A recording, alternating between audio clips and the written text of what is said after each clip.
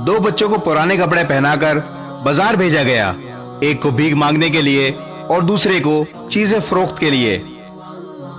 शाम को जब दोनों बच्चे वापस आए तो बेकारी बच्चा 800 रुपए लाया और मजदूर बच्चा 150 रुपए। दरअसल हम अनजाने में भीख की हौसला अफजाई करते हैं और मेहनत कश की हौसला शिकनी।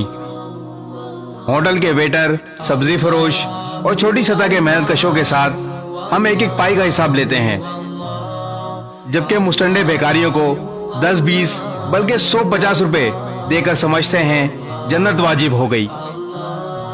मांगने वालों को सिर्फ खाना खिलाएं और मजदूर को इनके हक से ज्यादा दें। भीख देने से गदागरी खत्म नहीं हो सकती।